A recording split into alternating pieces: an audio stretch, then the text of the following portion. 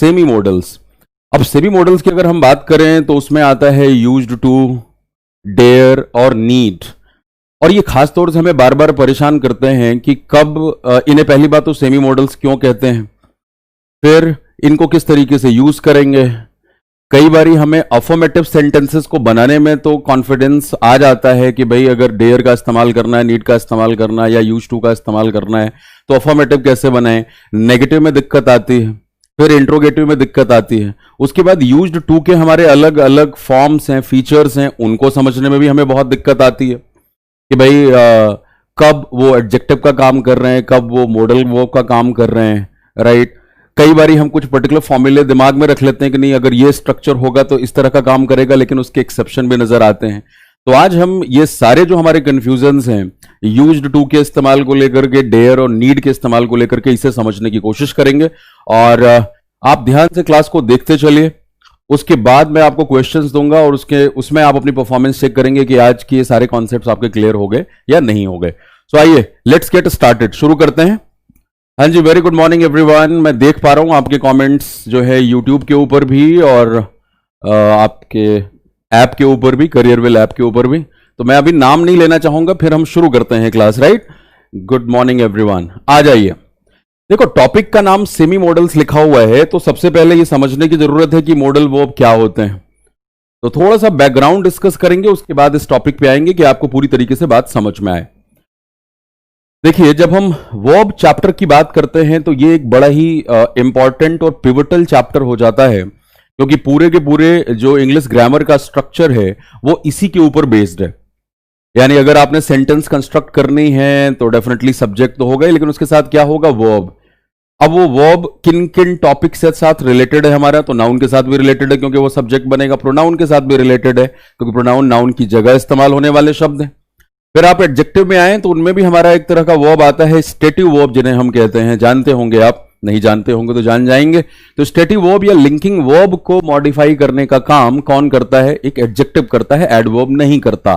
जैसे हम कहते हैं इट अपीयर्स ट्रू, तो अपीयर यहां पे किस तरह का वर्ब है, ये स्टेटिव वर्ब है या लिंकिंग वर्ब है। और आगे क्या लिखा है, ट्रू, ट्रूली नहीं लिखा है। तो ट्रू क्या है, एडजेक्टिव। तो इट फील्स हॉट, तो फील कैसा वर्ब है, ये भी आपका स्टेटिव वर्ब है और इसे कौन मॉडिफाई कर रहा है, एडजेक्टिव। तो मेरा कहना सिर्फ इतना था कि देखो नाउन प्रोनाउन एडजेक्टिव के साथ ही वर्ब रिलेटेड है। फिर आओ एडवर्ब, तो भाई वहां पे तो कोई दिक्कत ही नहीं है क्योंकि एडवर्ब्स का वर्ब के साथ लेना देना होगा ही। और फिर बारी आती है हमारे टेंस की, और आपको पता है कि पूरा का पूरा टेंस का स्ट्रक्चर डिक्टेट कौन करता है, वर्ब के फॉर्म्स। तो अगर इन पे कमांड नहीं है तो टेंस में भी दिक्कत होती है। फिर आप आओ, अगर हम एसएससी सीजीएल के पॉइंट ऑफ व्यू से बात करें तो वॉइस और नरेशन के जो टॉपिक्स हैं इनके वेटेज काफी ज्यादा हैं, और आपको पता है कि अगर वर्ब और टेंस की समझ आपको बेहतर तरीके से नहीं है, डिटेल्ड मैनर में नहीं है, तो इन दोनों टॉपिक्स में भी हमें दिक्कत होती है। तो verb plays a very crucial role, ये सभी को पता है, और उसी का एक इंपॉर्टेंट हिस्सा है जिसे आज हम डिस्कस करने वाले हैं। तो देखो वर्ब्स को हम क्लासिफाई कई तरीकों से करते हैं और उनको हम फर्दर वर्ब चैप्टर में डिस्कस करेंगे। लेकिन अगर इस टॉपिक के पॉइंट ऑफ व्यू से बात करूं तो मैं एक छोटा सा क्लासिफिकेशन यहां पे डिस्कस करता हूं आपके साथ। मेन वर्ब हम सभी को पता है, राइट। वर्ब की first form, second form, third form, right. उसके बाद हमारे पास आता है V1 प्लस ING वाला फॉर्म, और एक और फॉर्म हम लिख लेते हैं विच इज V1 S/ES। अगर नेमली बात करें तो आपको पता है this is called present form, this is called past form, this is called past participle form, and this is called present participle form, right. ये हमारे नेमली नेम है, और ये जो स्ट्रक्चर है आपको पता है मेन वर्ब का ये फॉर्म जो है ये प्रेजेंट इंडेफिनिट में इस्तेमाल होता है। अगर ही शी का इट का इस्तेमाल आप कर रहे हैं तो वहां पे जो है वर्ब के साथ एस लगेगा, अदरवाइज वर्ब की फर्स्ट फॉर्म यूज करेंगे। इनके भी फॉर्म्स आपको इन जनरल पता है। अब क्योंकि टॉपिक सेमी मॉडल्स का है तो जो दूसरा हिस्सा है हमारी क्लासिफिकेशन का वो ज्यादा इंपॉर्टेंट हो जाता है, और जो दूसरा क्लासिफिकेशन है वो है हेल्पिंग वर्ब। हेल्पिंग वर्ब, इन्हें हम ऑक्सिलरी वर्ब भी कहते हैं।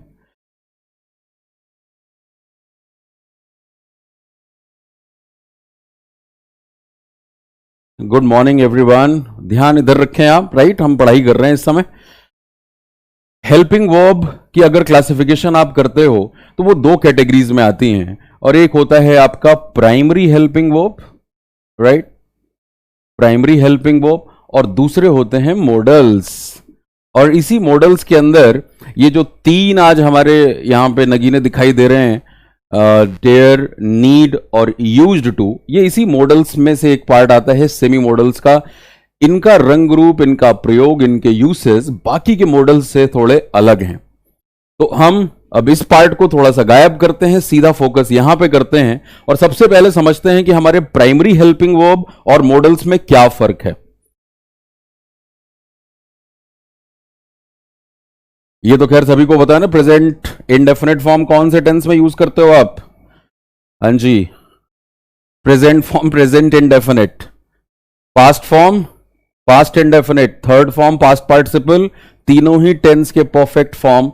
और V1 प्लस ING आपको पता है तीनों टेंस के कॉन्टिन्यूअस, परफेक्ट कॉन्टिन्यूअस में यूज करेंगे आप। और SES प्रेजेंट इंडेफिनिट। आइए अब अपने टॉपिक को और नैरो डाउन करते हैं।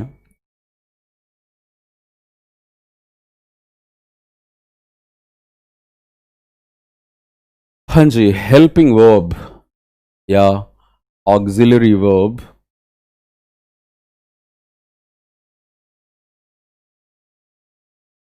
सबसे पहले समझते हैं कि इनके नाम में क्या फर्क है और क्यों इनको दो कैटेगरीज में हमने डिवाइड किया है, चाहे वो प्राइमरी ऑक्सिलरी वर्ब हैं और मॉडल्स हैं।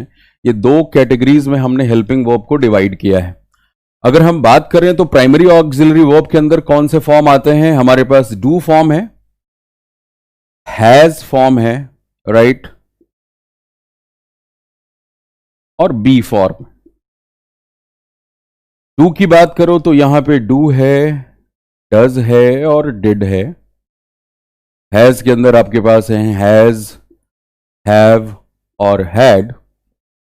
और बी के अंदर है is, am, are, was, were, right. अगर हम बात करें मॉडल्स की तो यहां पे will, would, shall, should, can, could, may, might. अब आ जाओ इन तीनों को लिख लेते हैं जो आज का टॉपिक है। Used to, dare, need, ought to, right, had better, have to, etc. लगभग हमने कवर कर ही लिए हैं सारे। तो सबसे पहले सवाल यह पैदा होता है कि हमें हेल्पिंग वर्ब्स को इन दो कैटेगरीज में कैटेगराइज करने की जरूरत क्यों है और इनके रिस्पेक्टिव फंक्शंस क्या हैं। आओ जरा सेंटेंस की मदद से इसे समझने की कोशिश करते हैं। अब जैसे मैंने मान लो एक सेंटेंस लिखा आपके लिए कि she should attempt, she should attempt this question, right, she should attempt this question या दिस टेस्ट कर लिया जाए। और दूसरा सेंटेंस,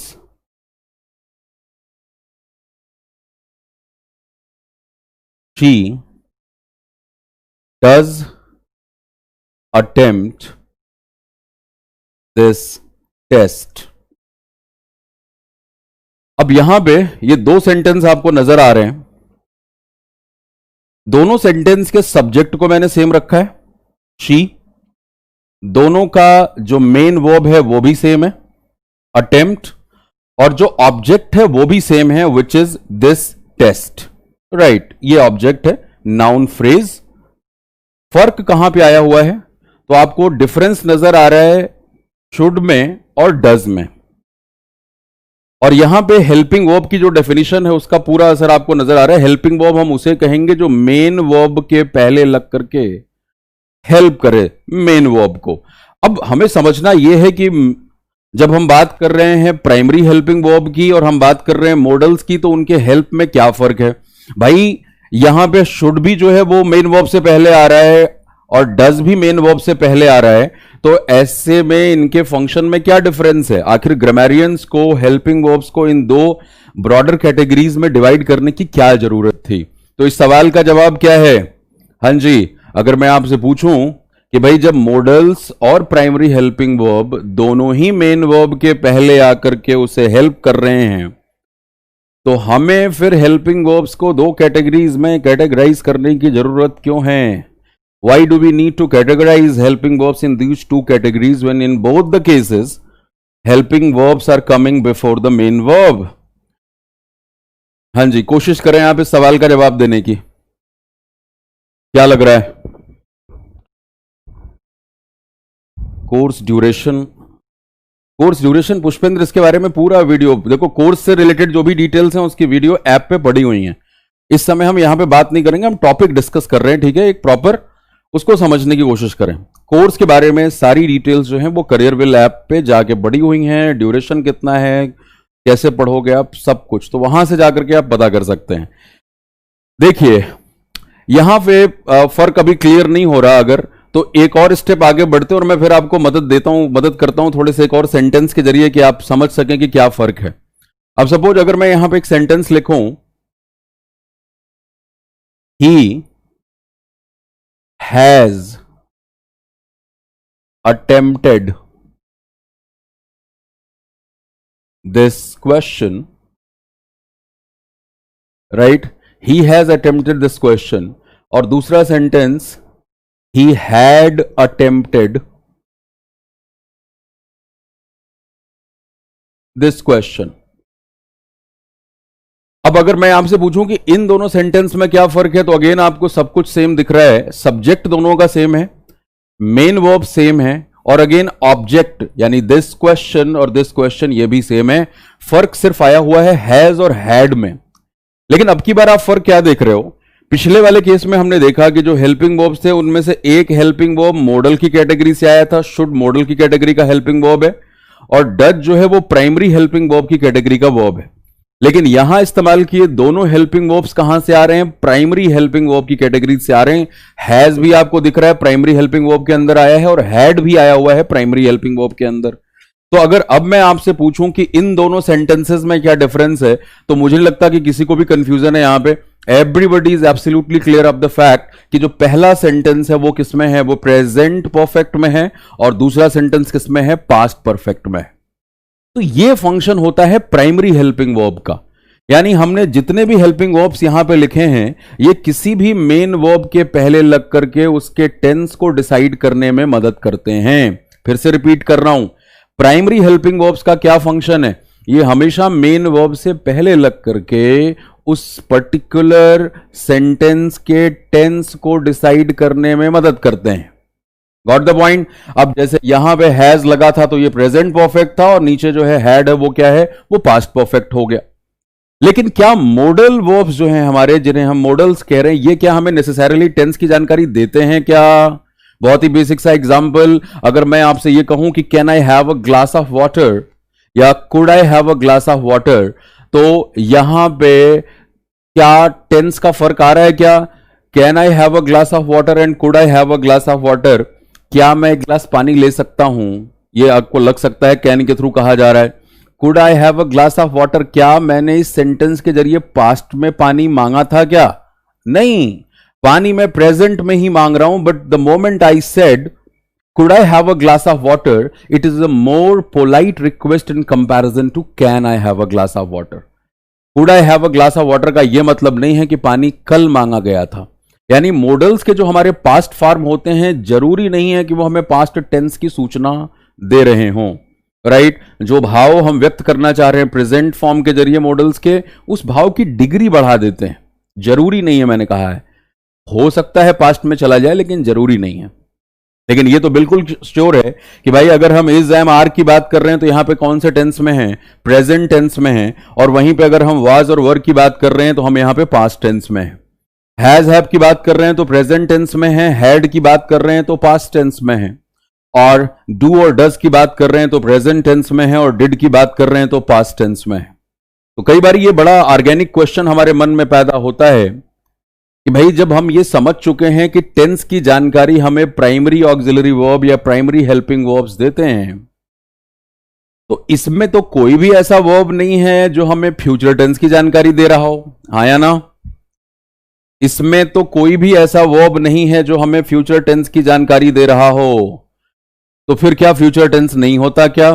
तो हो सकता है कुछ। अगर आप ऑक्सफोर्ड यूनिवर्सिटी प्रेस की रेफरेंस बुक्स पढ़ें इंग्लिश ग्रामर के ऊपर, तो वहां ये पढ़ने को आपको मिल सकता है। तो परेशान नहीं हो जाना कि ये क्या हो गया भाई, ये कह रहे there is no future tense. Future tense की सूचना हमें मिलती है विल और शैल से। इस बात को आप बचपन से जानते हैं। लेकिन विल और शैल जो है ये प्राइमरी हेल्पिंग वर्ब के अंदर नहीं रखा जाता। तो कभी सवाल पूछा आखिर कारण क्या है? फ्यूचर टेंस तो है, विल और शैल के इस्तेमाल के साथ बनता है। बचपन से ये कॉन्सेप्ट भी दिमाग में डाला कि भाई फर्स्ट पर्सन प्रोनाउन यानी आई और वी के साथ हम शैल का इस्तेमाल करेंगे, और सेकेंड और थर्ड पर्सन यानी यू और ही, शी, इट और दे के साथ हम विल का इस्तेमाल करेंगे। ये बात हमने दिमाग में डाली, लेकिन आप बेधड़क इस्तेमाल करते हैं I will do this, I will do this, right? तो जब आई विल डू दिस हम बोल रहे हैं तो आई तो फर्स्ट पर्सन है और वहां पे तो विल का इस्तेमाल हो रहा है। तो फिर ये जो कंफ्यूजन है वो अब आपको होनी चाहिए। अगर नहीं होती तो इसका मतलब आप डीप डाउन जाके पढ़ते नहीं है। इस समय कमेंट करने से बचें ऐप के ऊपर भी, राइट? ध्यान से, जब मैं सवाल पूछूंगा तब कमेंट करने में इंगेज होइएगा, राइट? तो यहां पे अभी चीजों को समझने के ऊपर ध्यान दीजिए। बहुत इंपॉर्टेंट टॉपिक और बहुत ही बड़ा कंफ्यूजन आज दूर हो जाएगा इस क्लास के साथ साथ। लास्ट में 1.5 घंटे के बाद आपके बहुत सारी कंफ्यूजन दूर हो जाएगी। तो ध्यान से समझते चले, कमेंट करने से बचें। सवाल जब पूछूंगा तब कमेंट मैं देखूंगा आपके। अभी तो देखो, विल और शैल जो है इनको मॉडल्स के अंदर इसलिए डाला गया क्योंकि ये सिर्फ टेंस की जानकारी देने तक सीमित नहीं है। आपने कई बार इस तरह के सेंटेंस सुने होंगे, you and he shall be present in the court tomorrow. या कई बार मेट्रो अनाउंसमेंट्स होती है कि you shall be liable for the punishment if you crossed the station for which you had bought the token. आप Delhi metro में announcement सुनते होंगे। अभी तो बेचारी दिल्ली मेट्रो रुकी हुई है मार्च से ही। तो वहां पे ये आपको अनाउंसमेंट सुनने को मिलता है कि you shall be liable for the punishment. तो सवाल पूछना चाहिए आपको अपने आप से कि यार बचपन से मैं रट के बैठा था कि शैल का इस्तेमाल आई और वी के साथ होता है, और यहां पे तो ये यू शैल बोल रहे हैं, यू शैल बी लायबल, और ऊपर से मेट्रो अनाउंसमेंट है। तो हमसे ज्यादा ग्रामर तो जानते ही होंगे जिन लोगों ने ये सेंटेंस बनाया होगा। तो वहां पे यू के साथ शैल का इस्तेमाल हो रहा है। वैसे ही मान लो कोई न्यूज आर्टिकल आप पढ़ रहे हैं अखबार में, और वहां पे किसी जज का ये बयान है कि यू एंड ही, या कहीं पे भी इस तरह का सेंटेंस रैंडम कि you and he shall be present in the court tomorrow. मैं ही की जगह कोई नाम भी ले सकता था, लेकिन क्योंकि प्रोनाउन की बात कर रहे हैं तो सीधा हमें ध्यान में रहेगा कि यू सेकेंड पर्सन है और ही थर्ड पर्सन है। You and he shall be present in the court tomorrow. अब यहां you second person, he third person, लेकिन फिर भी विल का इस्तेमाल, शैल का इस्तेमाल हो रहा है। तो ये शैल का काम सिर्फ आई और वी के साथ लगना नहीं है, या सिर्फ फ्यूचर टेंस की जानकारी देना नहीं है। शैल जब सेकेंड एंड थर्ड पर्सन के साथ हम इस्तेमाल कर रहे होते हैं तो ये कई और तरह के फंक्शन में आ जाता है, कई तरह का मूड बताता है। तो देखो, जो हमने सबसे पहला अभी सवाल पूछा था कि क्या फर्क है, तो वो आपको क्लियर हो गया कि जो प्राइमरी ऑक्सिलरी वर्ब है ये हमें टेंस की जानकारी देते हैं, और मॉडल शब्द मूड से आया हुआ है। जितने भी हमने यहां पे लिख रखे हैं फॉर्म्स वर्ब के, ये किसी न किसी तरह का मूड, इमोशन या फीलिंग बताते हैं। जैसे ये सेंटेंस जो था, she should attempt this test, उसे ये टेस्ट अटेम्प्ट करना चाहिए।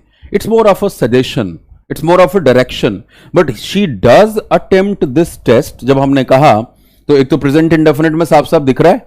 अगर हम यहीं पर डज की जगह पे डिड लगा दें तो ये पास्ट इंडेफिनिट हो जाएगा, और ये मोर ओवर एम्फेटिक सेंटेंस है कि वह ये टेस्ट अटेम्प्ट करती तो है, राइट? तो प्रेजेंट इंडेफिनिट में भी एक अफर्मेटिव सेंटेंस में हमने डज लगाया, ये हमें टेंस की जानकारी दे रहा था।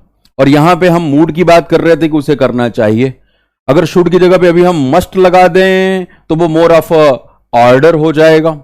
अगर अभी हम हैव टू का इस्तेमाल कर दें तो ये कंपल्सन और भी ज्यादा हाई हो गई। यानी अगर हम अटेम्प्ट से पहले अलग अलग मॉडल वर्ब्स लगाएंगे तो उस सेंटेंस का पूरा मूड, इमोशन ये बदल जाएगा। जबकि यहां पे ये सिर्फ टेंस बदलने का काम करेगा।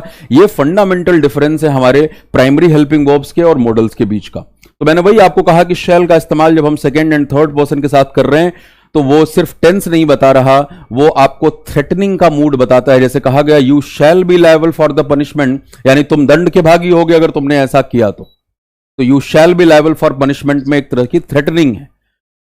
तो थ्रेटन करने का भाव, कमांड देने के लिए, ऑर्डर देने के लिए, प्रॉमिस के लिए भी आप शैल का इस्तेमाल करते हैं सेकेंड एंड थर्ड के साथ। वैसे ही विल का जो इस्तेमाल है वो सर्टेनिटी के लिए होता है, सर्टेनिटी का भाव व्यक्त करता है। वॉल्यूशन, आप किसी चीज के लिए बहुत इच्छुक हैं, वो भाव व्यक्त करता है। तो ये तो फंडामेंटल डिफरेंस हो गया हमारे प्राइमरी हेल्पिंग वर्ब का और मॉडल्स का। हमें ये क्लैरिटी आ गई कि जो प्राइमरी हेल्पिंग वर्ब्स हैं वो मेन वर्ब के पहले लग करके सेंटेंस का टेंस डिसाइड करते हैं, जबकि मॉडल वर्ब्स किसी भी मेन वर्ब से पहले लग करके उस पर्टिकुलर सेंटेंस का मूड बताते हैं। ये मॉडल्स हैं, ये मूड बताते हैं, अलग अलग इमोशंस और फीलिंग्स बताते हैं। अब हम बिल्कुल नैरो डाउन हो जाएंगे आज के टॉपिक के ऊपर। ये जो है, आ जाइए, स्टेप वाइज चलते रहिए। लास्ट के 30 मिनट्स में when I last the questions तब आप कमेंट करें, अभी समझते चलें चीजों को। देखो, यूज्ड टू की बात की जाए तो ये बचपन से आप जानते हैं कि भाई यूज्ड टू पास्ट हैबिट्स बताने के लिए होता है, लेकिन ये बाकियों से अलग क्यों रखा जाता है मॉडल से? कभी सोचा है इस बारे में? इसलिए रखा जाता है कि बाकी के जो मॉडल वर्ब्स हैं वो टेंस वाले एस्पेक्ट से बिल्कुल फ्री हैं। जैसे अभी हमने बात की कि अगर मैं ये कह रहा हूं कि could I have a cup of coffee, तो यहां पे ये मतलब नहीं है कुड के इस्तेमाल का कि मैं पास्ट टेंस में बात कर रहा हूं, राइट? मैं प्रेजेंट टेंस में ही बात कर रहा हूं, बट मेरा रिक्वेस्ट ज्यादा पोलाइट हो गया। जबकि यूज्ड टू की अगर बात की जाए तो आप बचपन से पढ़ रहे हो कि ये पास्ट के हैबिट्स के लिए हम इसका इस्तेमाल करते हैं। तो आइए अब हम आते हैं मॉडल्स के कैरेक्टरिस्टिक्स के ऊपर। देखो, मॉडल वर्ब अगर कहीं पे भी आप इस्तेमाल करोगे तो पहली बात क्या नजर आती है, जो आप बचपन से पढ़ रहे हैं, जान रहे हैं कि मॉडल्स के साथ हम वर्ब की हमेशा फर्स्ट फॉर्म का इस्तेमाल करते हैं। ठीक है, everybody is clear with this? Second one, कि मॉडल्स के साथ 2+V1 का इस्तेमाल नहीं होता, इसीलिए क्रॉस लगा दिया मैंने, और हमें यहीं से एरर बहुत दिया जाता है। और तीसरा क्या है कि भाई मॉडल्स भी क्या हैं? हेल्पिंग वर्ब हैं। हेल्पिंग वर्ब क्या होगा? सब्जेक्ट के तुरंत बाद आएगा और मेन वर्ब के पहले आएगा, यानी models should come after the subject. अब ये तीन जो ट्रेट्स हैं हमारे, ये हम सभी को क्लियर है मॉडल्स के बारे में, राइट? कोई भी एग्जांपल लेके देख लो आप। जैसे कहा जाए ही कैन डू दिस, ठीक है, क्या ये सारी शर्तें पूरी कर रहा है या नहीं? कैन मॉडल वर्ब है, इसके तुरंत बाद वर्ब की फर्स्ट फॉर्म आई है, वो ये काम कर सकता है। अगर हम वहीं पे सेंटेंस में कुछ इस तरीके से लिखते तो वो गलत हो जाता। आपको पता है he can to do this, so this is the incorrect sentence, right? Modal verb के बाद 2+V1 का इस्तेमाल हम नहीं कर सकते।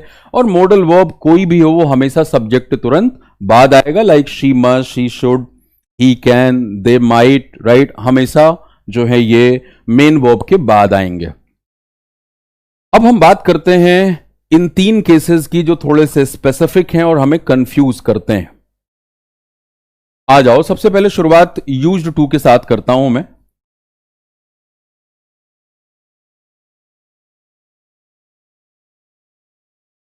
यूज्ड टू, यूज्ड टू के आज की क्लास में हम 4 तरह के अलग अलग फंक्शंस और फॉर्म्स देखेंगे। 4 different types of forms and usage of used to, और हर तरह के सेंटेंस बनाने की यहां पे कोशिश करेंगे कि हमें बिल्कुल क्लैरिटी आ जाए कि कैसे हम अफर्मेटिव बनाते हैं, कैसे नेगेटिव बनाते हैं, और कैसे हम इनसे इंट्रोगेटिव सेंटेंस का इस्तेमाल करते हैं। देखो, जब हम बात करते हैं यूज्ड टू की तो इसे मार्जिनल मॉडल वर्ब भी आप पढ़ोगे कई जगह पे, इसे मार्जिनल मॉडल वर्ब भी कहा जाता है। वही सेमी मार्जिनल जो भी कह लें आप। मार्जिनल क्यों कहा जाता है?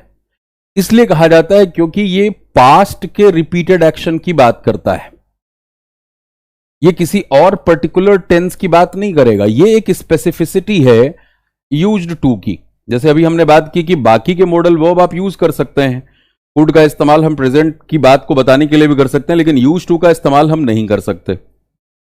अब यहां पे स्ट्रक्चर्स को देखते हैं थोड़ा सा।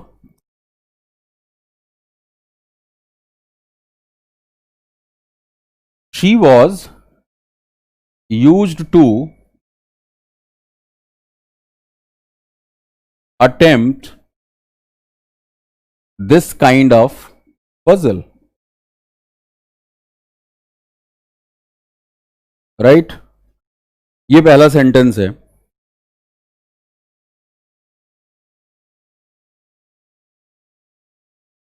I am used to attending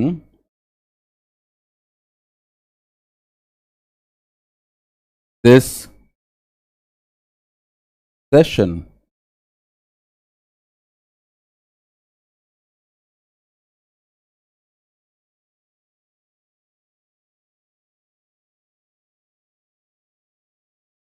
Is she used to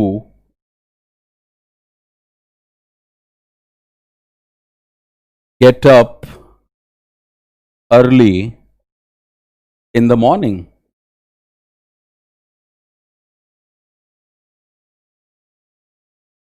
right right. अब ये 3 सेंटेंस मैंने आपके सामने लिखे हैं, आप मुझे बताएं इसमें कौन सा सही है, कौन सा गलत है।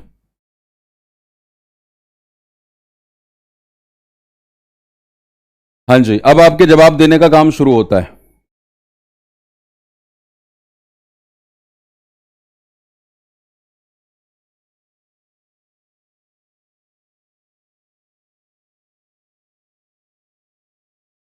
हाँ जी, 1 2 3 आंसर दीजिए, कौन सा सेंटेंस सही है, कौन सा गलत है।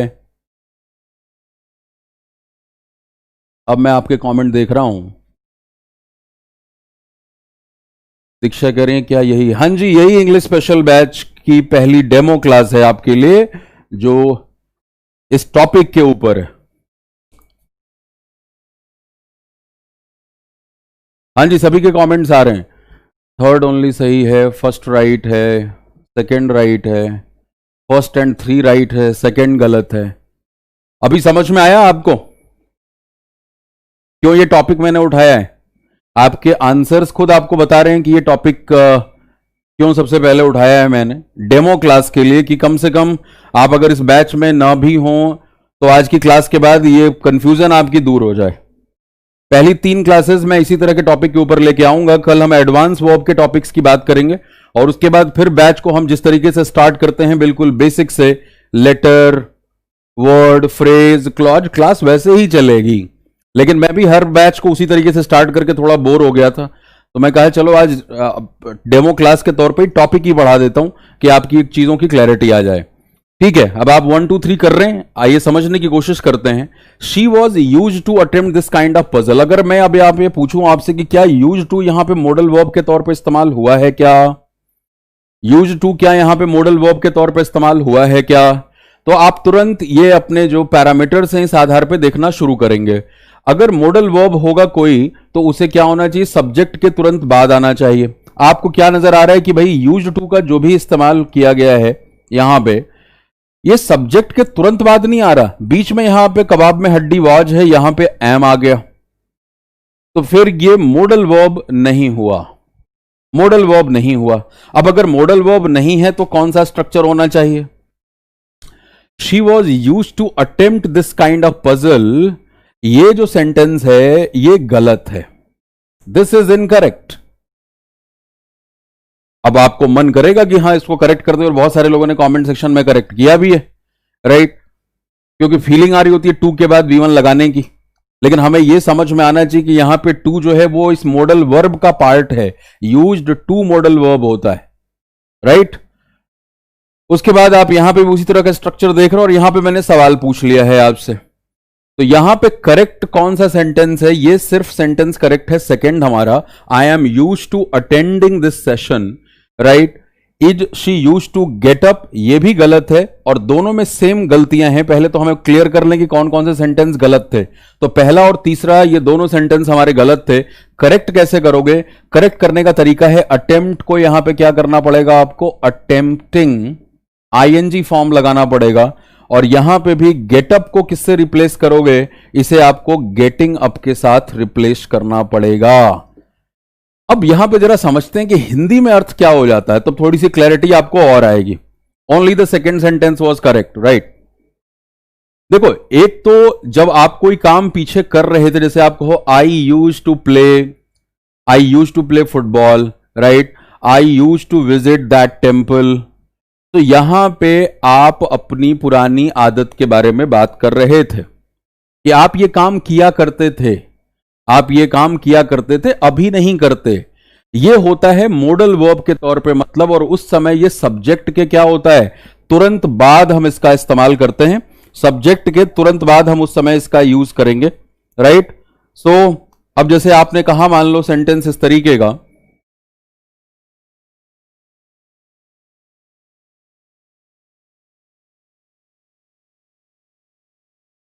I used to watch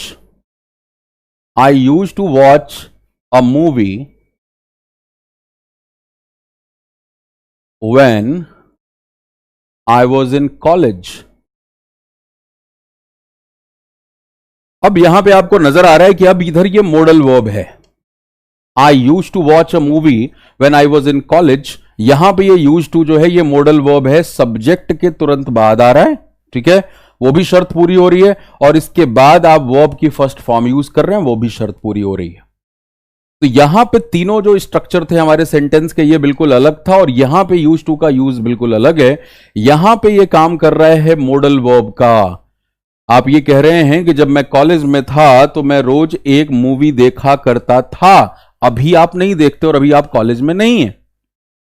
लेकिन यहां पे क्या नजर आ रहा है नीचे, यार इधर तो एम का भी इस्तेमाल हुआ है, यहां पे तो इज का भी इस्तेमाल हुआ है। कहने का मतलब कि यूज्ड टू यहां पे सिर्फ पास्ट टेंस की बात नहीं कर रहा, अब यहां पे बदलाव आ गया, यहां पे बदलाव आ गया। ये बिल्कुल वैसे ही है। तो खैर मॉडल्स में किसी को कोई दिक्कत नहीं, अभी हम अफर्मेटिव सेंटेंसेस को क्लियर करते हैं, उसके बाद नेगेटिव और इंट्रोगेटिव पे आएंगे कि आपका कंफ्यूजन दूर हो। आपको अब एक बात क्लियर हो गई कि भाई ये मॉडल वर्ब का स्ट्रक्चर है, ये पास्ट की ही बात करता है, ये पास्ट की बात करता है। लेकिन इस वाले स्ट्रक्चर में हमें नजर आ रहा है कि हम तीनों टेंस में खेल रहे हैं। तो यूज्ड टू का जो दूसरा फंक्शन है उसे समझने की कोशिश करते हैं कुछ और एग्जांपल्स के साथ, क्योंकि ये जो रटते हैं हम चीजों को ना कि नहीं यूज्ड टू से पहले जब is am are was were आ जाता है तो उसके बाद वर्ब में हम आईएनजी लगाते हैं। क्यों लगाते हैं भाई, क्यों लगाते हैं? ऐसे ही मन कर रहा था। तो ग्रामर जो है that's the mathematics of the language, और वहां पे कंफ्यूजन का हमें कोई भी स्कोप नहीं होना चाहिए। क्यों लगाते हैं ये क्लियर होना चाहिए। देखो अब जैसे मैं यहां पे आपके लिए सेंटेंस एक लिखता हूं, मैं कहूं कि सिंपल सिंपल से सेंटेंसेस कि I am confused, I am confused, right. और एक दूसरा सेंटेंस कि यू हैव कंफ्यूज्ड मी। अब मैं अगर आपको पूछूं कि इन दोनों सेंटेंस के फंक्शन में क्या फर्क है, दोनों जगह हमें वर्ब की थर्ड फॉर्म नजर आ रही है, बट इनके फंक्शन में फर्क क्लैरिटी से हमें नजर आ रहा है, बिल्कुल क्लियरली नजर आ रहा है। वो क्या कि जब मैं आई एम कंफ्यूज्ड का इस्तेमाल कर रहा हूं तो ये कंफ्यूज्ड यहां पे एडजेक्टिव है जो कि मेरा स्टेट बता रहा है। I am confused, I am worried, मैं चिंतित हूं, आई एम डिलाइटेड, मैं खुश हूं, राइट। तो आप इन सभी स्ट्रक्चर्स के अंदर क्या देख रहे हो कि हम वर्ब की थर्ड फॉर्म यानी पास्ट पार्टिसिपल फॉर्म का इस्तेमाल एडजेक्टिव के तौर पे कर रहे हैं किसी का स्टेट बताने के लिए, ठीक है। आई एम कंफ्यूज्ड, बट जब मैंने कहा यू हैव कंफ्यूज्ड मी, तो अब ये जो कंफ्यूज्ड है ये किस तरीके से काम कर रहा है, ये मेन वर्ब के तौर पे काम करने लग गया कि तुमने मुझे कंफ्यूज कर दिया है। यू हैव कंफ्यूज्ड मी, तुमने मुझे कंफ्यूज कर दिया है। तो भाई ये क्लैरिटी हमें बिल्कुल होनी चाहिए कि ये वर्ब के थर्ड फॉर्म का इस्तेमाल एडजेक्टिव के तौर पे कर रहे हो। तो जैसे आई एम कंफ्यूज्ड था, ऐसे खूब सारे लगाते जाओ आप। आई एम डिलाइटेड है, right, I am delighted, I am excited, I am worried, वैसे ही है I am used to, I am used to. और जब मैं ये कहता हूं कि आई एम यूज्ड टू, तो इसका मतलब क्या हो गया, मैं आदी हूं, मैं आदती हूं। अगर मैंने कहा आई वॉज यूज्ड टू, तो इसका मतलब हो गया मैं आदती था या आदी था ये काम करने का, राइट। और I will be used to भी हो जाएगा, फ्यूचर में भी चले जाओगे, मैं इस चीज का आदी हो जाऊंगा। जैसे मान लो आप कहीं से शिफ्ट होकर के कहीं और पहुंचे, अब वहां पे जो पूरा का पूरा वेदर है वो बिल्कुल ही अलग है। तो आप अपने घर पे फोन करके अपनी माँ से कह रहे हैं कि कोई बात नहीं मम्मी, यहाँ पे तो बिल्कुल ही अलग है, सारा कुछ एनवायरनमेंट बिल्कुल अलग है, वेदर बिल्कुल अलग है, लेकिन धीरे धीरे मैं इसका आदती हो जाऊंगा। I will be used to this kind of weather. तो यहां पे क्या समझ आ रहा है कि यूज्ड टू का इस्तेमाल एडजेक्टिव के तौर पे हो रहा है। तो पहले ये क्लैरिटी लेके आए हम। अब हम उस फॉर्मूले की बात करते हैं, उस रूल की बात करते हैं जो आप कई बार रट के बैठ लेते थे। क्या था भाई कि अगर हम सब्जेक्ट प्लस यूज्ड टू का इस्तेमाल कर रहे हैं तो उसके बाद वर्ब की फर्स्ट फॉर्म का इस्तेमाल होगा। ठीक है, बिल्कुल वही वाला structure. I use to watch a movie when I was in college. जब मैं कॉलेज में था तो मैं एक मूवी रोज देखा कर, अच्छा रोज का नहीं लिखा ना, डेली, कोई बात नहीं, मैं मूवी देखा करता था। ये आपका स्ट्रक्चर किसका है? ये मॉडल वर्ब का स्ट्रक्चर है। This is modal verb. लेकिन वहीं पे जब हम सब्जेक्ट, इसका मतलब सब्जेक्ट के बाद बी फॉर्म का वर्ब लेके आते हैं, और इसीलिए आपको अभी पहले मैंने स्ट्रक्चर्स पढ़ाए हैं। बी फॉर्म का मतलब क्या? इज, एम, आर, वाज, वर। अगर इज, एम, आर, वाज, वर में से कुछ लग गया, राइट, बी फॉर्म के वर्ब में से कोई भी फॉर्म लगा और उसके बाद यूज्ड टू का इस्तेमाल आप कर रहे हैं, तब यूज्ड टू के बाद V1 प्लस ING लगता है, राइट। ये जो हमारा दूसरा स्ट्रक्चर है, यहां पे हम यूज्ड टू को क्या कहेंगे? एडजेक्टिव कहेंगे। दिस इज व्हाट, ये एडजेक्टिव का स्ट्रक्चर है। और यहां तक अभी तक किसी को कोई कंफ्यूजन नहीं है, आपको समझा दिया। जैसे इधर ये थर्ड फॉर्म्स का इस्तेमाल हम एडजेक्टिव के लिए कर रहे थे, वैसे ही जैसे आई एम एक्साइटेड, मैं एक्साइटेड हूं, आई एम यूज्ड टू का मतलब मैं आदी हूं, यही मतलब हुआ। अब पंगा फंसता है ये, यार ये यूज टू के बाद V1 प्लस ING क्यों लगाते हैं? ये बड़ा अटपटा सा लगता है। तो आओ अब उसको भी समझते हैं।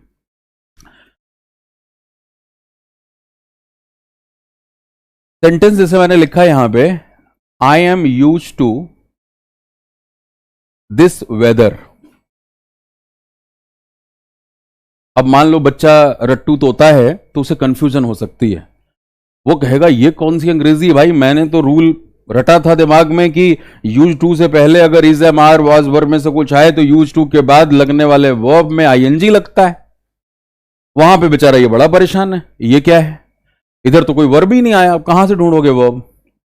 I am use to this weather, यहां पे यूज टू के बाद कोई वर्ब आया ही नहीं, तो कहां से ING लगाएं अब वो बेचारा पजल्ड है कि सेंटेंस सही है कि गलत है। तो भाई मेरे, ये बिल्कुल आसान सा मामला है कि I am use to this weather का मतलब क्या कि मैं आदती हूं, किस चीज का आदती हूं? ये दिस वेदर यहां पे नाउन फ्रेज है।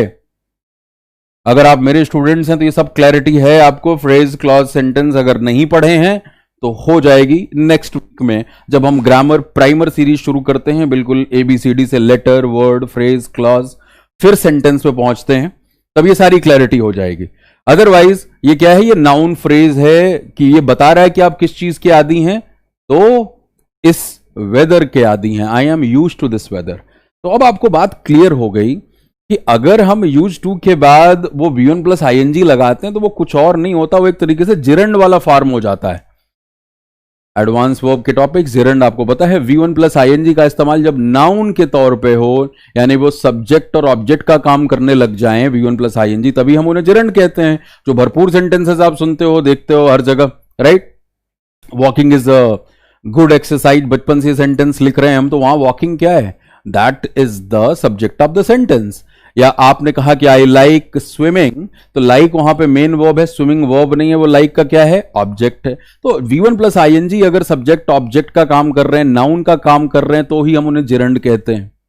अब यहां पे देखो खुद एक नाउन फ्रेज इस्तेमाल हो गया, लेकिन अगर नाउन नहीं हो वहां पे तो हमें वर्ब का नाउन फॉर्म इस्तेमाल करना पड़ेगा। और वर्ब का नाउन फॉर्म क्या होता है? जिरंड होता है। और वो कैसे बनता है? V1 plus ING।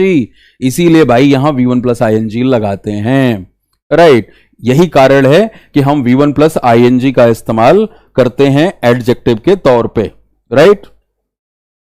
अब जैसे मान लो सेंटेंस लिखा जाए, ही इज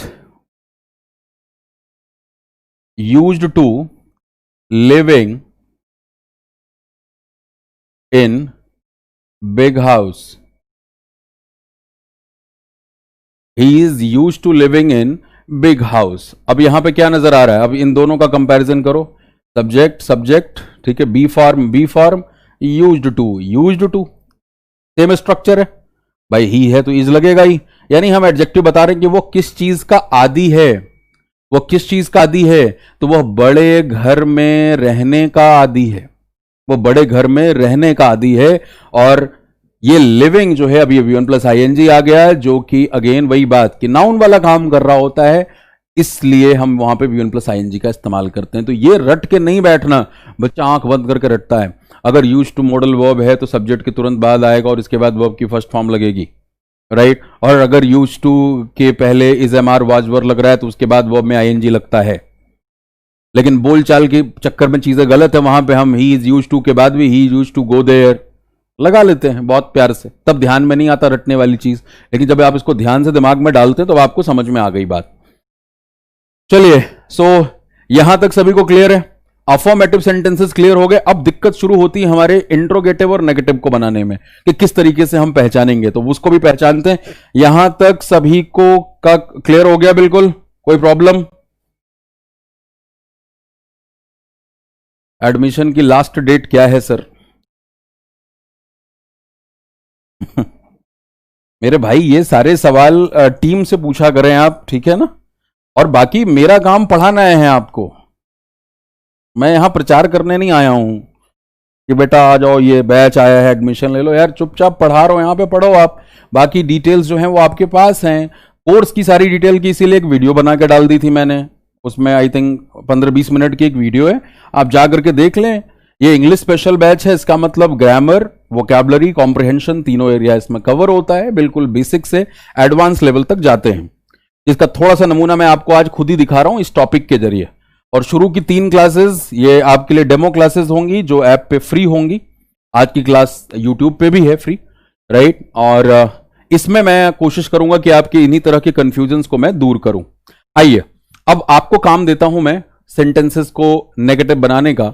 जैसे मैं एक आपको सेंटेंस दूंगा जहां पे इसका इस्तेमाल मॉडल वर्ब के तौर पे होगा, और दूसरे में इसका इस्तेमाल जो है एडजेक्टिव के तौर पे होगा। तो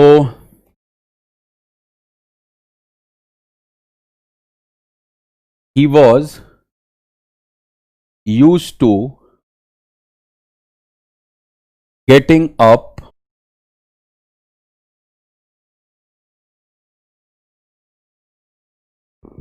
बीच में कुछ इंटरप्शन आ गई थी शायद।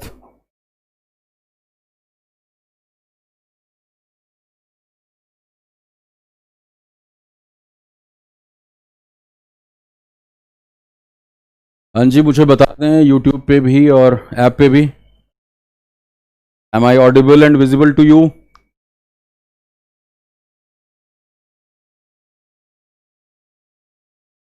गौरव, दीक्षा, आशुतोष, रोशन, प्रिंस।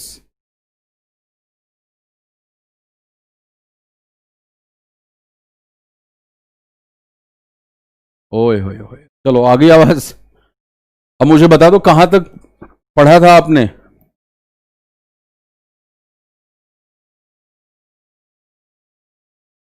पीछे वाले सेंटेंसेस बना लिए थे, कैसे हम यूज टू का इस्तेमाल नेगेटिव के लिए करें और इंट्रोगेटिव के लिए करें।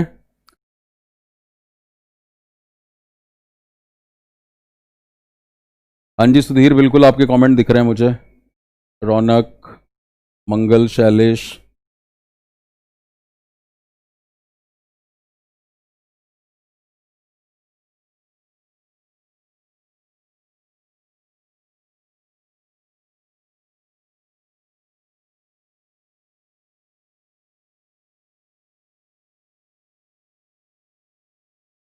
नेगेटिव और इंट्रोगेटिव स्टार्ट ही किए थे। ओहो, चलो फिर से कुछ लिखना पड़ेगा, मुझे नहीं एग्जाम याद है कि मैंने कौन सा एग्जाम्पल लिखा था।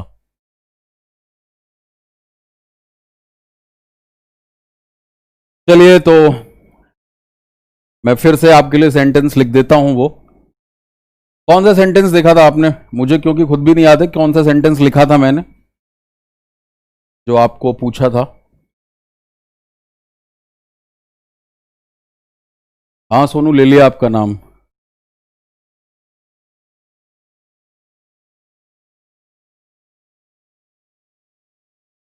अच्छा ठीक है, आ जाओ।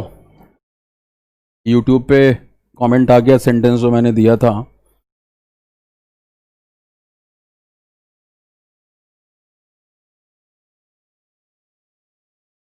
हाँ, क्रिश ले लिया नाम।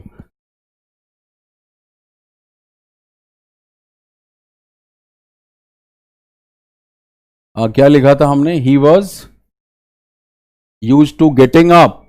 चलो,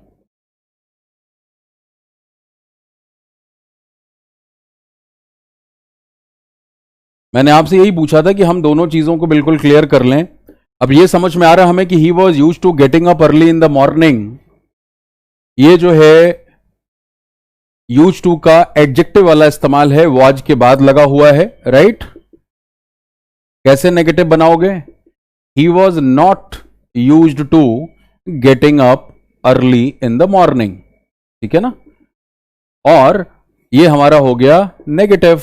और अगर हमें बनाना है इंट्रोगेटिव तो कैसे बनाएंगे?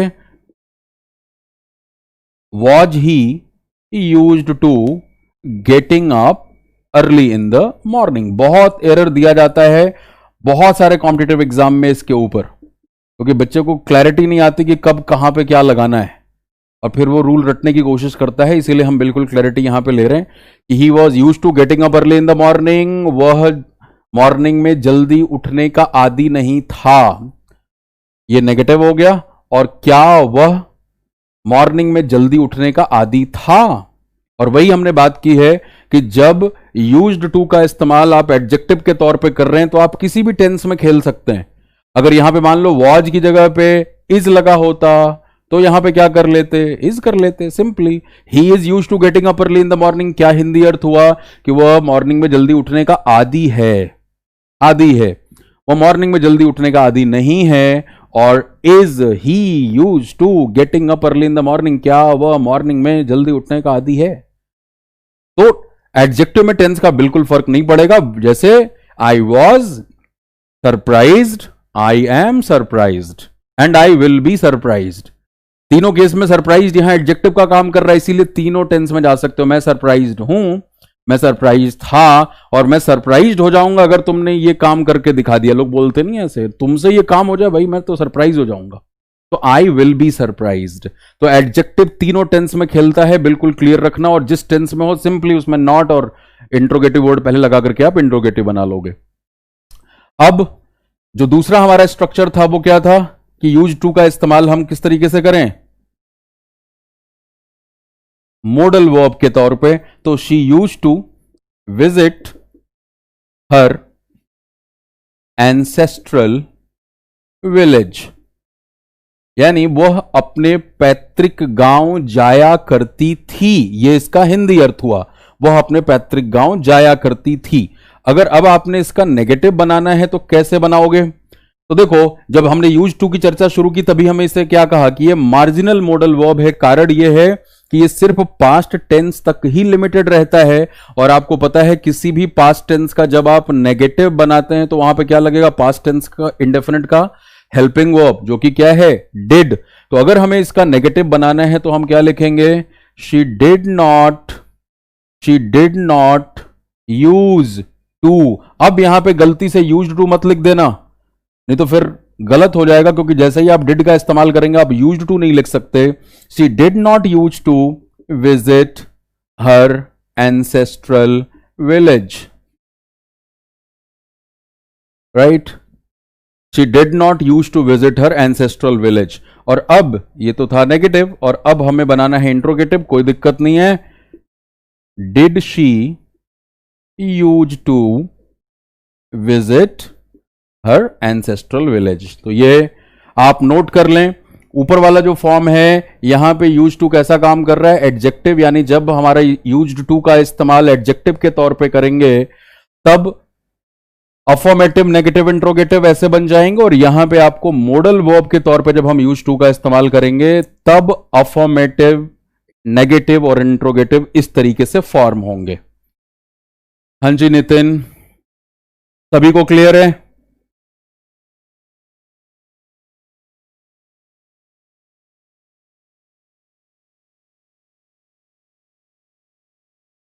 एकदम इसीलिए डिटेल्ड मैनर में चल रहे हैं, कहीं पे कोई तुक्केबाजी नहीं कि बस रट लो बेटा ये होता है तो ये हो जाता है।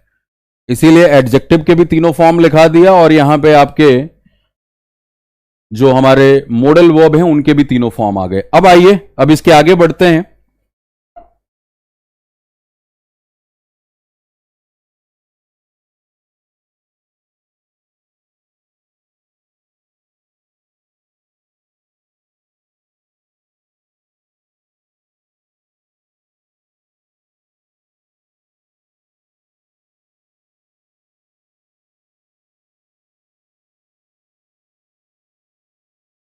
सेंटेंस है हमारे पास, this knife was used to kill oblique killing him.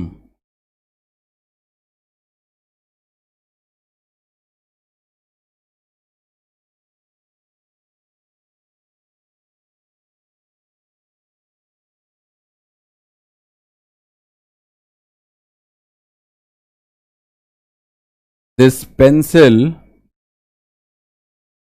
is used to making or make this design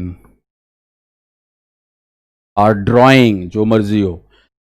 हाँ जी, तो अभी आपने ज्ञान लिया है कि यूज्ड टू से पहले अगर हम बी फॉर्म का वर्ब यानी इज, एम, आर, वॉज, वर का इस्तेमाल करें तो उसके बाद आने वाले वर्ब में आईएनजी लगता है।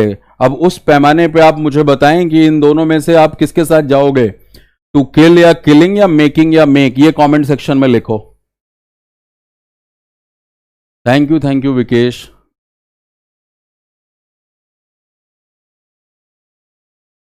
सॉरी भाई, जो थोड़े से इंटरप्शन की वजह से हमारे यूट्यूब के भी मित्रों को दिक्कत हुई है बीच में, I am sorry for that.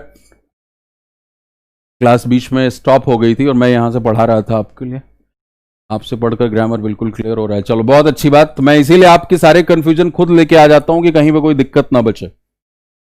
देखो, जब हम रटते हैं चीजों को तो वही दिक्कत पैदा करती है। अब अगर आपने ये रट लिया कि यूज टू से पहले बी फॉर्म का वर्ब आएगा तो उसके बाद आने वाले में आईएनजी लगाएंगे, तो रटने के बाद आप आईएनजी वाले पे टिक करके जाएंगे। लेकिन यहां पे ये किलिंग भी गलत है और ये मेकिंग भी गलत है। यहां पे टू किल और टू मेक ये सही है। अब ये क्यों सही है, क्यों सही है भाई? और इस पे बहुत एरर पूछा जाता है, सीजीएल मेंस में भी एरर इस कॉन्सेप्ट के ऊपर आया था। अब देखो, अगर मैं ये इस्तेमाल करता हूं, किसी का भी नाम ले लो, चलो मिस्टर एक्स लिख लेते हैं, क्यों किसी इंसान का नाम लें। Mister X used this knife to kill him.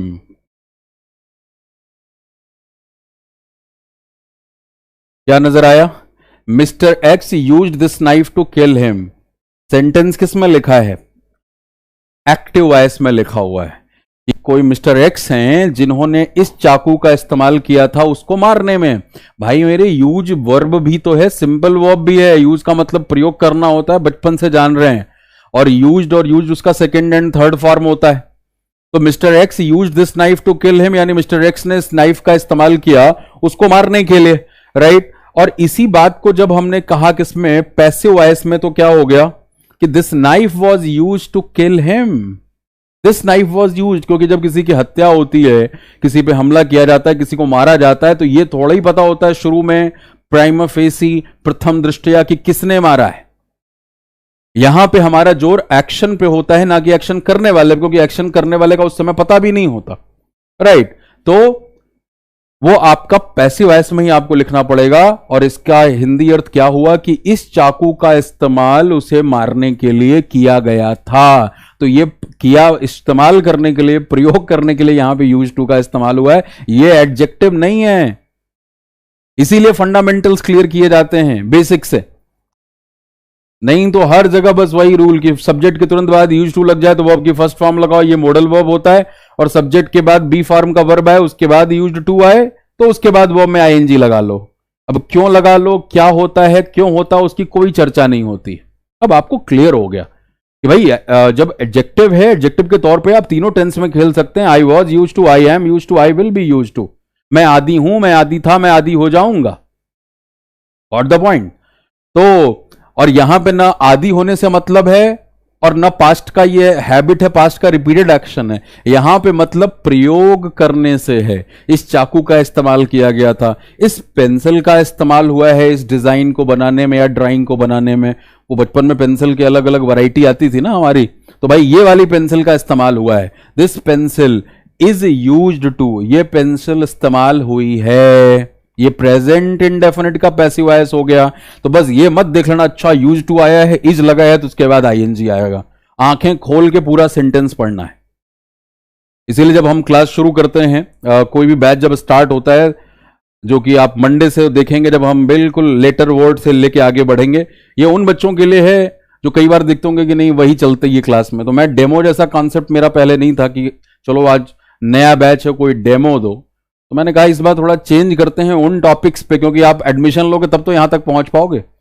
3-4 classes में हर बार आप बेसिक ही पढ़ के रह जाते थे, तो मैंने इसीलिए थोड़ा एडवांस टॉपिक उठाया आपके लिए जहां पे आपको कंफ्यूजन होती है। और अब आओ, यूज्ड टू का 3 एप्लीकेशन देख लिया आपने, 3 फॉर्म देख लिए। फिर से रिपीट कर देता हूं, कौन कौन सा फॉर्म देख लिया? सिंपली एडजेक्टिव देख लिया, मॉडल वर्ब का फॉर्म देख लिया, राइट, और उसके बाद ये वाला भी फॉर्म देख लिया जहां पे हम इसका इस्तेमाल प्रयोग करने के तौर पे कर रहे हैं। अब आता हूं एक और यूज पे, जहां पे गेट यूज टू का इस्तेमाल होता है। Get use to, I get use to this. तो वो कब होता है, क्यों होता है, उसका क्या मतलब होता है, आइए इसको भी समझ लेते हैं।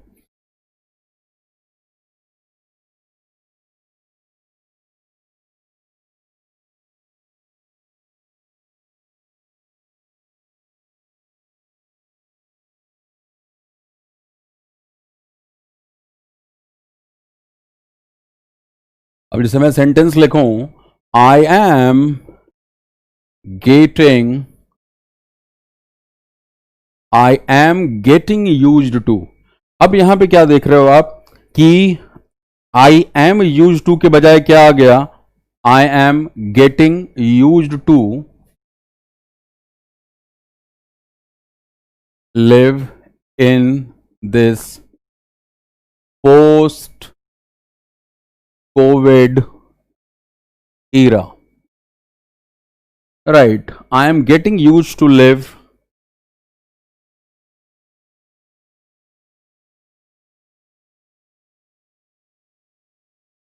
अब मुझे ये बताओ, ये सेंटेंस सही है? हाँ जी पुष्पेंद्र, इसमें कॉम्प्रिहेंशन भी होगा। Thank you Sonu. ये सेंटेंस सही है क्या? नहीं सही है। आपको पता लग गया कि भाई यूज्ड टू के पहले एम आया हुआ है, तो यहां पे क्या करना पड़ेगा, लिविंग करना पड़ेगा। अब जरा इसका हिंदी अर्थ समझने की कोशिश करो कि I am getting used to live in this post COVID era, यानी अभी तो खैर कोविड चल ही रहा है जैसे, लेकिन बार बार ये बात हो रही कि दुनिया के हर एक फील्ड के अंदर चीजों का तरीका बिल्कुल बदल जाएगा जब ये पैंडेमिक खत्म होगा। तो मैं आदी हो रहा हूं, मैं धीरे धीरे आदी हो रहा हूं, ये मतलब आ जाता है I am getting use to का। I am getting use to living in this post covid world, यानी मैं पोस्ट कोविड के बाद की इस दुनिया में, इस समय में धीरे धीरे रहने का आदी हो रहा हूं। या सपोज पोस्ट कोविड छोड़ दो, लॉकडाउन तो खैर पीछे था, अनलॉक का फेज चल रहा है, इसीलिए मैंने ये सेंटेंस बना दिया। अदरवाइज अगर ये सेंटेंस हम अप्रैल में बनाते तो हम क्या लिख सकते थे, I am getting use to living in this lockdown, यानी मैं इस लॉकडाउन में रहने का आदी हो रहा हूं। आई एम यूज टू क्या था, मैं आदी हूं। आई वॉज यूज टू मैं आदी था, और I will be use to मैं आदी हो जाऊंगा। But I am getting use to का मतलब मैं आदी हो रहा हूं। देखो बहुत सारे लोग स्पोकन की बात करते हैं, अभी भी मैं कमेंट देख रहा हूं कि sir I want to speak like you, this that, English बेहतर बोलना चाहता हूं, ये सब लिख रहे हैं आप वहां पे। इसीलिए मैं हिंदी ट्रांसलेशन करके आपको बता रहा हूं कि आप ये छोटी छोटी चीजों को ऑब्जर्व करें सेंटेंस के स्ट्रक्चर के अंदर। Grammar is all about concepts, right? And when ever you learn a foreign language, you learn with the help of your mother tongue. तो हम हिंदी में इसीलिए क्या बोल रहे हैं और उसका इंग्लिश ट्रांसलेशन कैसे होगा, इसीलिए मैं आपको ये सारे फॉर्मेट अलग अलग बता रहा हूं. So I am getting use to living होगा. अब पेपर में ये नहीं कि I am getting use to आ जाए तो आप परेशान हो जाओ कि ये क्या हो गया. और अब देखो उसी तरीके से I am getting use to है, मैं आदि हो रहा हूं. I get use to, I got use to, I will get use to, सब कुछ हो सकता है. आई गॉट यूज टू भी कर सकते हो आप. मैं आदि हो चुका हूं, आई गॉट यूज टू. तो इसमें अगेन क्योंकि यूज टू का इस्तेमाल हम एडजेक्टिव के तौर पे कर रहे हैं, आप किसी भी टेंस में जा सकते हैं. राइट जैसे I got use to driving in snow. Suppose कोई इंसान रशिया में रह रहा है, साइबेरियन प्लेस में गया है, बिल्कुल बर्फ ही बर्फ जमी हुई है और वो अपनी एसयूवी जो लेकर के चला रहा था वहां पे. तो क्या कहा, I got use to driving in snow while I was living in Russia. आगे कर सेंटेंस बढ़ा लो थोड़ा सा, while I was living in, I was living in Russia. जब मैं रशिया में रहा करता था तो मैं आदी हो चुका था बर्फ में गाड़ी चलाने का, ये मतलब हो गया. तो आई गॉट यूज्ड टू भी आपको पेपर में दिया जा सकता है. राइट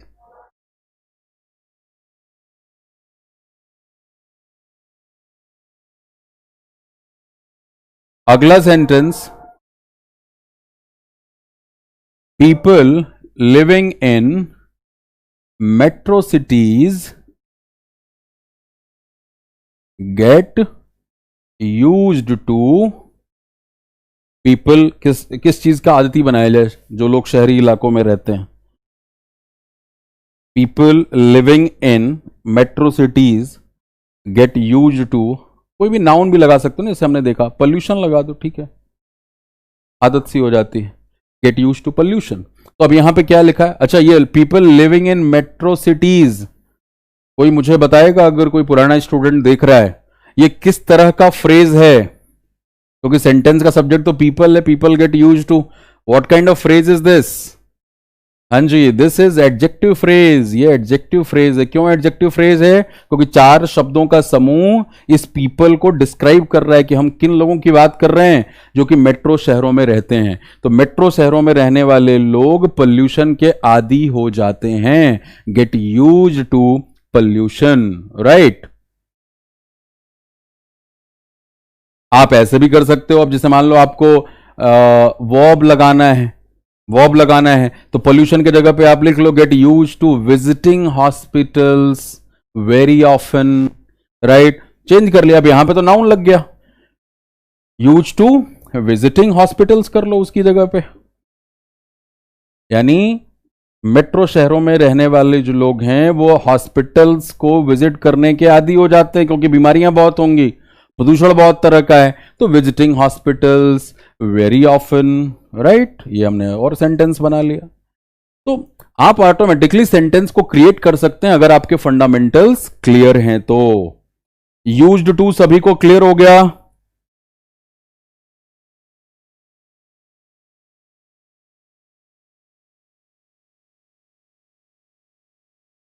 हाँ जी,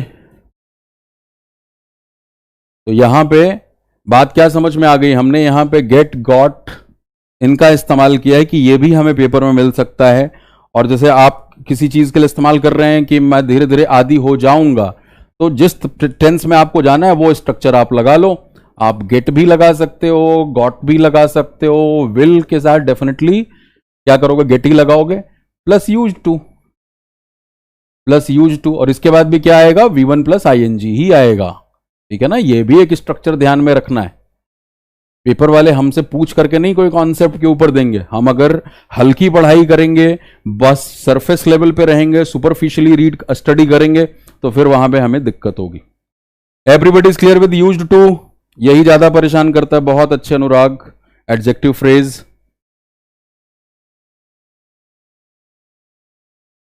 हाँ जी, क्लियर है सभी को, चलो बहुत बढ़िया.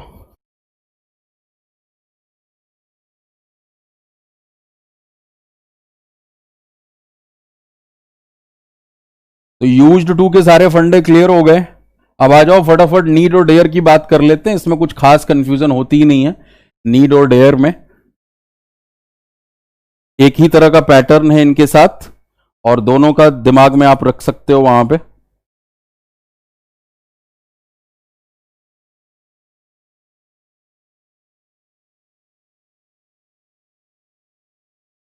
जैसे मैं कहूं you need to solve this puzzle in order to sharpen your analytical skills, right? दूसरा सेंटेंस इसी का नेगेटिव बना देता हूं, you do not need to solve this puzzle in order to sharpen your analytical skills। Common ही रखते हैं so that आप कंपैरिजन कर सकें। और तीसरा structure, you need not solve this puzzle in order to sharpen your analytical skills, right? चौथा sentence, you need not to solve this puzzle। Hindi अर्थ तो खैर समझ में आ ही रहा है कि तुम्हें इस पजल को सॉल्व करने की जरूरत है अपने एनालिटिकल स्किल्स को शार्पन करने के लिए। ऐसी पजल सॉल्व करोगे तो दिमाग तेज होगा। अब मैं अगर आपसे पूछूंगा बेटा कौन से सेंटेंस में नीड मॉडल वर्ब है, तो आप तुरंत अपना स्कैनर लगाओगे। वो 3 पॉइंट जो था हमारे पास कि अगर कोई मॉडल वर्ब है तो उसके बाद वर्ब की फर्स्ट फॉर्म का इस्तेमाल होगा, 2+V1 का इस्तेमाल नहीं होगा, और तीसरी बात क्या, सब्जेक्ट के तुरंत बाद आएगा। अब उन तीनों पैरामीटर पे इन स्टेटमेंट्स को, इन लाइंस को, इन सेंटेंसेस को देखते हैं हम। You need to solve this puzzle in order to sharpen your analytical skills. Need बिल्कुल यू के बाद आ रहा है तो सब्जेक्ट के बाद तो आ रहा है जी। लेकिन अगर मॉडल वर्ब होता तो क्या इसके बाद 2+V1 का इस्तेमाल होता? क्या नहीं होता। तो यहां पे ये नीड मॉडल वर्ब नहीं है, ये मेन वर्ब है। और मेन वर्ब के बाद ये इन्फिनेटिव का स्ट्रक्चर लगा है। कल की क्लास में तैयार रहना 9 बजे, राइट। कल इन्फिनेटिव के सारे फॉर्म्स हम डिस्कस करेंगे।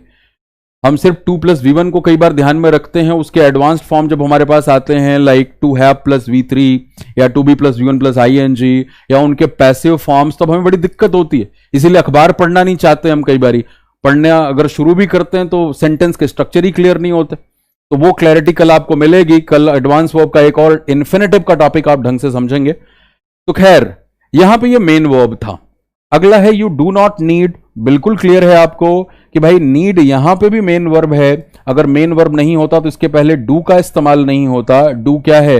हेल्पिंग वर्ब है। और सबको पता है कि हेल्पिंग वर्ब के बाद क्या आता है? Main verb. और मेन वर्ब के बाद अगेन आप देख रहे हैं इन्फिनेटिव का इस्तेमाल एज एन ऑब्जेक्ट हो रहा है। लेकिन अब अगर हम बात करें थर्ड सेंटेंस की, तो यहां पे क्या नजर आ रहा है? यहां पे you need not solve this puzzle, ये अकेला ऐसा यूज है जहां पे नीड जो है ये मॉडल वर्ब का काम कर रहा है। आप देखें सब्जेक्ट के तुरंत बाद आ रहा है और इसके बाद आने वाले वर्ब में भी वर्ब की फर्स्ट फॉर्म लग रही है, 2+V1 का इस्तेमाल नहीं हो रहा।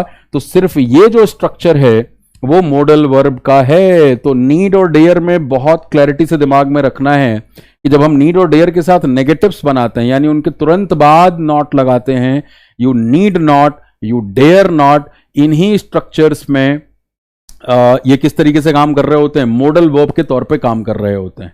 ये मॉडल वर्ब के तौर पे काम कर रहे होते हैं। यहां पे ये क्या है? मेन वर्ब है। ये मेन वर्ब है, ठीक है। सो this is the basic structure. और ये जो सेंटेंस है चौथा हमारा, ये गलत है। नीड नॉट के बाद टू का इस्तेमाल यहां पे नहीं होगा। ये लिखा क्यों है? क्योंकि बोलचाल के इंग्लिश में हम यही गड़बड़ करते हैं। हम कहते हैं you need not to do this, you need not to go there, right. You need not to go there. अब देखो यू के साथ नीड चाहे मेन वर्ब के तौर पे भी इस्तेमाल करोगे तब भी फर्स्ट फॉर्म लगाओगे। मैं सब्जेक्ट चेंज करता हूं, ही मान लो लगा दिया, तो he needs to do this, he needs to do this, उसे यह काम करने की जरूरत है। लेकिन अगर इसी ही के साथ नीड का इस्तेमाल मॉडल वर्ब के तौर पे करोगे तो क्या लगाओगे? ही नीड नॉट डू दिस।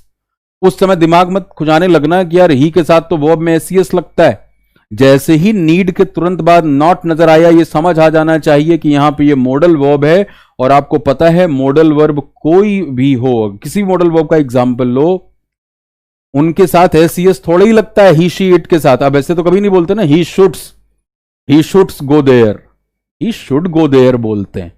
तो ये पेपर में इसीलिए बहुत फंसाया जाता है। यू का होगा इस्तेमाल नीड, आई का होगा, वी का होगा, तब तो चाहे नीड का इस्तेमाल मेन वर्ब के तौर पे करो, चाहे मॉडल वर्ब के तौर पे करो, नीड ही रहेगा। लेकिन वहीं पे ही शी इट आ गया या किसी का नाम आ गया, तो वहां पे जैसे कहा जाए Priyanka need not go there, Priyanka need not go there, यहां पे नीड जो है ये मॉडल वर्ब है। ये नहीं कि हम प्रियंका नीड्स लगा देंगे।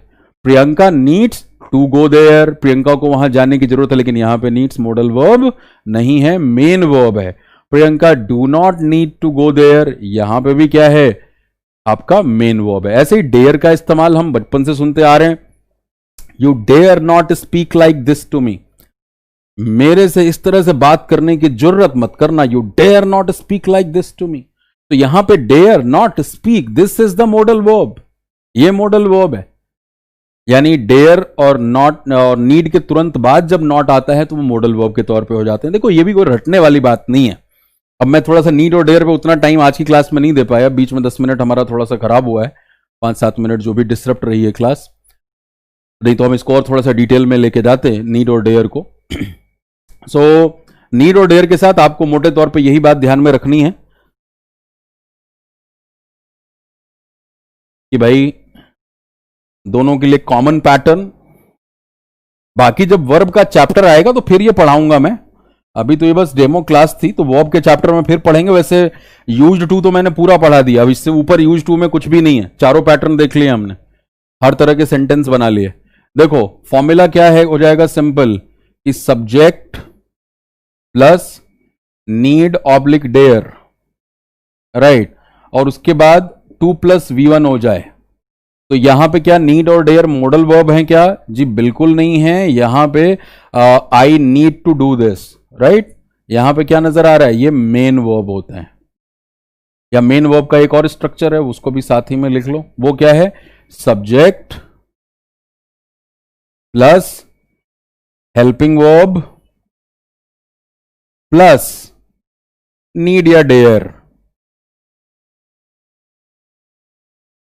राइट, नीड या डेयर, और प्लस 2+V1। तो यहां पे भी ये नीड और डेयर क्या है? अगेन मेन वर्ब है। एक सेंटेंस ऊपर बना के दे देता हूं डेयर के साथ भी।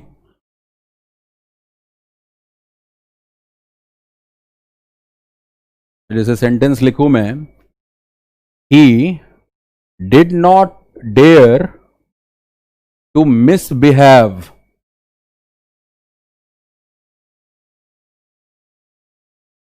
with me after that incident। क्या नजर आ रहा है? इसी फॉर्मूले पे लगा के देख लो। सब्जेक्ट आ गया, हेल्पिंग वर्ब डिड नॉट आ गया, फिर डेयर आया है, तो डेयर यहां पे क्या है? मेन वर्ब है, और मेन वर्ब के बाद 2+V1 हम लगाएंगे। मॉडल होता तो हम नहीं लगाते। कैसे नहीं लगाते? जैसे अभी सेंटेंस बोला मैंने कि यू डेयर नॉट स्पीक, जो हम बहुत बोलते भी हैं लोगों को, you dare not speak like this to me, मुझसे इस तरह से बात करने की जरूरत मत करना। तो अब यहां पे ये जो डेयर है ये क्या है? मॉडल वर्ब है, जो कि हमारा आखिरी फॉर्मूला बन जाएगा कि subject plus need oblique dare, subject plus need oblique dare, उसके बाद plus not plus V1, right. ये हमारा अकेला स्ट्रक्चर है, ये दोनों स्ट्रक्चर मेन वर्ब के हैं। ये ऐसा स्ट्रक्चर है जहां पे ये किस तरीके से काम करता है? मॉडल वर्ब के तौर पे काम करता है। ठीक है, इनको नोट कर लें आप।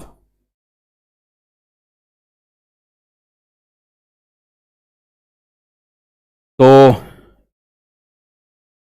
आज की क्लास हमारी होती है पूरी, ये पहली डेमो क्लास थी आपकी, और मैं एक बार क्विक रिकैप कर देता हूं। आज हमने यूज्ड टू, डेयर और नीड इन तीनों मॉडल्स को देखा, इनके फंक्शंस देखे, इन्हें क्यों हम सेमी मॉडल्स या मार्जिनल वर्ब क्यों कहते हैं, मार्जिनल मॉडल वर्ब क्यों कहते हैं, ये भी समझ में आया। क्यों? क्योंकि भाई इन तीनों का फंक्शन मॉडल वर्ब के अलावा कुछ और भी है। और कुछ और भी क्या है? बहुत सिंपल सी बात है, क्या है? डेयर और नीड मॉडल वर्ब के अलावा मेन वर्ब के तौर पे फंक्शन करते हैं। कब करते हैं वो आपकी आंखों के सामने लिखा है। और यूज्ड टू का भी समझ में आ गया आपको कि जब सब्जेक्ट के तुरंत बाद लगाओगे तब यूज्ड टू मॉडल वर्ब होगा और उसके बाद वर्ब की फर्स्ट फॉर्म लगाएंगे हम। लेकिन अगर यूज्ड टू से पहले बी फॉर्म का वर्ब आ जाए तो यूज्ड टू एडजेक्टिव बन जाता है और उसके बाद हमें जिरंड का फॉर्म यानी V1 प्लस ING वाला फॉर्म इस्तेमाल करना पड़ता है वर्ब का, राइट। उसके बाद यूज टू में मॉडल के भी अफर्मेटिव, नेगेटिव, इंट्रोगेटिव देखे आपने, एडजेक्टिव के भी अफर्मेटिव, नेगेटिव और इंट्रोगेटिव देखे। तीनों तरह के सेंटेंसेस आपको दिखा दिए कि कहीं पे भी सेंटेंस को स्ट्रक्चर करने में आपको दिक्कत ना हो। और फिर उस बात का भी एक्सेप्शन बता दिया कि ये रट के मत बैठ जाना कि यूज टू से पहले अगर बी फॉर्म आया तो हमेशा V1 प्लस ING लगेगा। अगर हमने वो सेंटेंस बनाया है कि this knife was use to kill him, तो वहां यूज टू से पहले वॉज लगाए, लेकिन उधर किल ही लगाओगे, किलिंग नहीं लगाओगे कि वहां पे हम पास्ट की हैबिट या मैं इसका आदी था उस सेंस में यूज टू का इस्तेमाल नहीं हो रहा, प्रयोग करने पे हो रहा। तो आंखें खोल के पढ़नी है हमें चीजें। अभी देखो न्यू एजुकेशन पॉलिसी हमारी आई है, अच्छी बात है, क्योंकि वहां पे रटने की चीजों को खत्म करने की बात हो रही है। हम लोग क्योंकि रटने वाली पद्धति से पैदा हुए हैं तो वहां पे बड़ी दिक्कत होती है। ऑफलाइन क्लासेस में ये चीजों का बहुत देखने को मिलता है। जब बच्चों को पूछो तो वैसे आंखें बंद करके रटा हुआ ज्ञान उगलता है बेचारा बिना समझ के। तो हमने उसकी भी समझ ली और एक और स्ट्रक्चर और थोड़ा एडवांस में आपको ले गया कि आपको अगर ये कहना है मैं आदी हूं तब तो बोल दोगे आई एम यूज्ड टू। मैं आदी था, I was used to.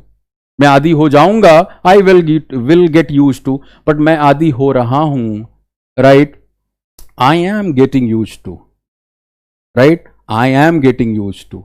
I got use to, मैं आदी हो गया था। I will get use to, मैं आदी धीरे धीरे आदी हो जाऊंगा। तो ये जो सेंस है, आप जब अपनी वर्नाक्युलर, अपनी मातृभाषा को अंग्रेजी में ट्रांसलेट करना जान लेते हैं तो फिर बोलना भी आसान हो जाता है, समझना भी आसान हो जाता है। तो एक बड़ा कंफ्यूजिंग सा टॉपिक था, उसे समझाने की पूरी कोशिश की है। आई होप कि आपको ये टॉपिक समझ में आ गया हो। और कल अब मैं मिलूंगा आपको इन्फिनेटिव के स्ट्रक्चर के साथ। अगेन आपके मेंस का भी पेपर आने वाला है। एडवांस वर्ब से बहुत सारे लोग परेशान होते हैं, तो जो भी हमारे मेंस के भी पार्टिसिपेंट्स हैं, कैंडिडेट्स हैं जो भी पार्टिसिपेट करने वाले हैं मेंस के एग्जाम में, वो सब भी उस वीडियो को, कल वाले वीडियो को जरूर देखें। उससे बहुत सारी कंफ्यूजन आपकी दूर हो जाएगी अगर उस लेवल तक आपने इन्फिनेटिव को नहीं देखा है तो बिल्कुल हिंदी ट्रांसलेशन के साथ हम सेंटेंसेस का फॉर्मेशन देखेंगे, जिससे न्यूज़पेपर्स को पढ़ना या न्यूज को सुनना और देखना हमारे लिए आसान हो जाएगा। ठीक है, so that's all for today's class. Thank you very much. और भाई देखो, जिन लोगों को भी मजा आया, चलो बहुत अच्छी बात है, मुझे भी बहुत मजा आया। वो बीच में थोड़ा सा डिस्टर्ब हो गया था, but that's the technology thing, we can't help that situation, right. So कोशिश करेंगे कि कल से ऐसा कुछ गड़बड़ ना हो, लेकिन कंटेंट पूरा पहुंच गया आपके पास। और देखो, जब पूरी बात समझ आती तो मैंने पूरी बात को 2 मिनट में आपके लिए समराइज भी कर दिया। ये मैं बिना पढ़ाए करता तो आपको समझ नहीं आता। तो इसी तरीके से हम, जब हमारा बैच शुरू होता है तो हर चैप्टर के साथ ऐसे ही काम करते हैं। वर्ब चैप्टर बड़ा है, इसको पढ़ने में ही करीब आई थिंक 12-14 घंटे लगते हैं, 15 घंटे लगते हैं मिनिमम, जहां तक मुझे ध्यान में है। तो सिर्फ इस चैप्टर के ऊपर हम इतने टाइम खर्च करते हैं। लेकिन वही बात, जब पूरा पढ़ लेते हो आप 15-16 घंटे, तो समराइज करने में 10 मिनट लगता है। तो मैं बिल्कुल वही चाहता हूं कि हर एक पार्ट्स ऑफ स्पीच के जो भी हमारे चैप्टर्स हैं, उनके कॉन्सेप्ट माइंड मैपिंग के जरिए दिमाग में ऐसे हों कि आप फटाफट सेंटेंसेस बनाते जाएं। हर एक कॉन्सेप्ट जिस पे पेपर सेटर क्वेश्चन सेट करते हैं वो आपके दिमाग में बैठ जाए। तो यही अप्रोच होता है। और ये बच्चों को बड़ा परेशान करता था, क्योंकि जब हम वर्ब चैप्टर में आते थे किसी भी इंग्लिश स्पेशल बैच में, तो ये इसमें बच्चे टाइम बहुत लेते थे। तो मैंने इसीलिए सोचा कि आज पहली क्लास है, डेमो क्लास चल रही है शुरू में, तो मैं इसी टॉपिक को क्लियर कर दूं कि आपको एक कॉन्सेप्ट भी क्लियर हो जाए, एक पर्टिकुलर टॉपिक भी पूरा हो जाए।